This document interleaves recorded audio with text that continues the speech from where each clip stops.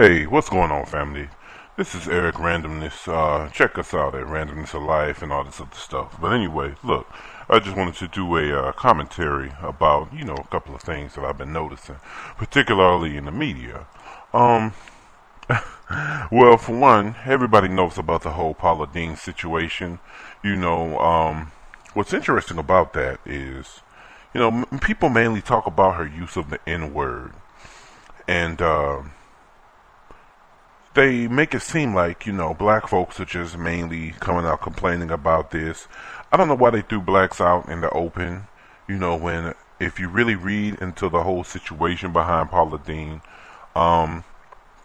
she made anti-Semitic jokes, and she made other jokes, and that lawsuit absolutely had nothing to do with black folks, African Americans, whatever you want to call them.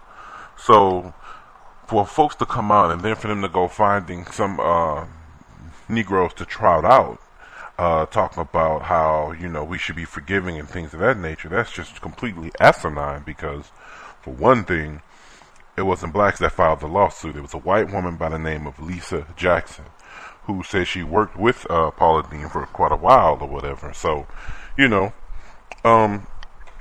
that's one thing about that. A huge misnomer is the thought that, that African Americans were complaining, and the truth of the matter is we have to ask ourselves the question.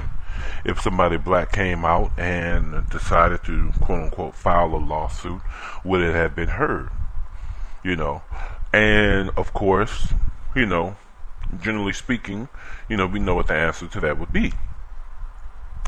Now, on top of that, a lot of corporations have been backing away from Paula Deen.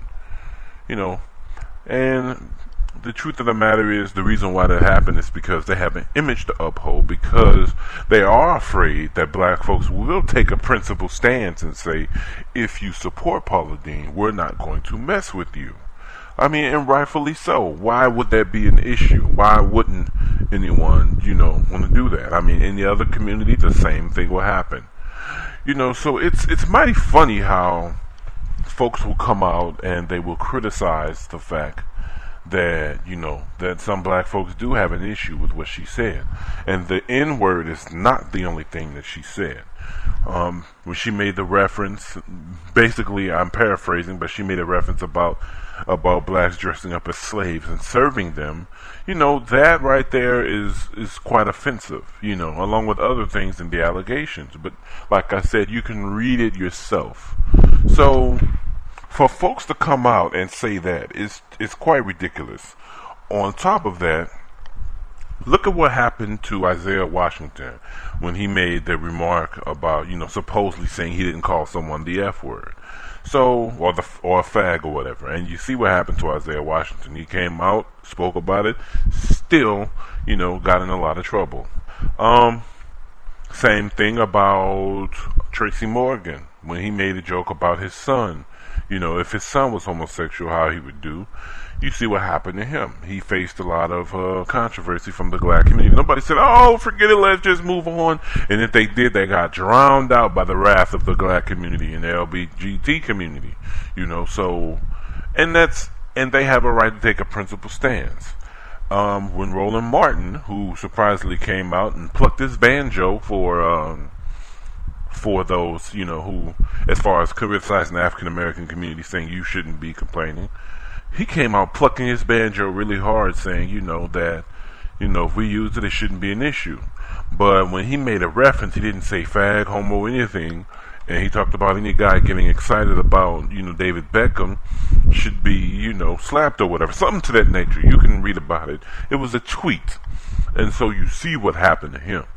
So, that's just totally asinine, and it shows, okay, look, you may not have directly said anything, but hey, we know where you were going with that, so guess what, you need to stand down for that. And sure enough, he spoke out. So to me, I have an issue with that. Why tell anyone else, that, oh, okay, oh, this is how you feel, okay, we're gonna step up, we're gonna apologize. But anybody else, particularly black people, whatever, so to me, that is just ridiculous.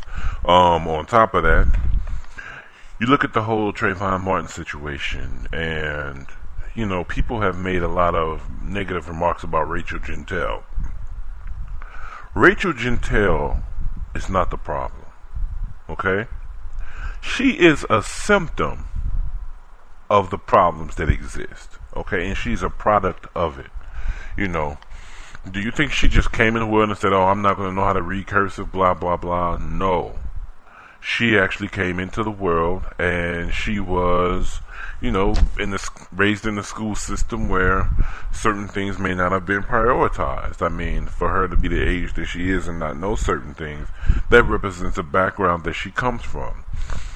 And once again, these backgrounds are ran by the government overall.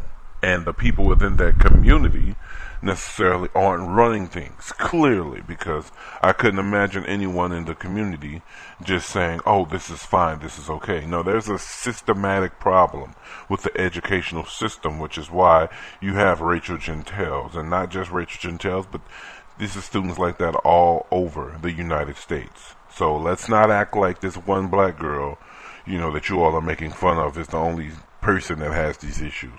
Well, this is all over. I guarantee you, if you went into one of these other communities, people that didn't look like Rachel Jeantel, you'd have the same thing. And we can also, point out the fact that the prosecution apparently did not school her the way they should have. I mean, that's what it looks like to me, and everyone else. I mean, if you think outside the box. But nobody wants to talk about that. It's just much easier to beat up on her. On top of that, you want to jump on, this whole thing about Trayvon. I know what they're doing. They want to say, oh, this is what he's associated with. So, wow. So then maybe he isn't that good of a person. Maybe he was foul. And so, let's just say, with the negative imagery and things of that nature that they're trying to put out about Trayvon, what does this have to do with being told by the police not to pursue this young man? Okay? Because it sounds like what he did, as far as, let's just say that he did have this marijuana possession or got kicked out by his mom or things like that. Sounds to me like he was being a teenager. So, this doesn't mean that he's supposed to die because of the fact that he, did these things, and he's a young man, far from developing. His frontal lobe is not done developing, and see, that's some more scientific stuff that a lot of these educated folks, so-called educated folks, and others will be able to tell you. So his mind wasn't even done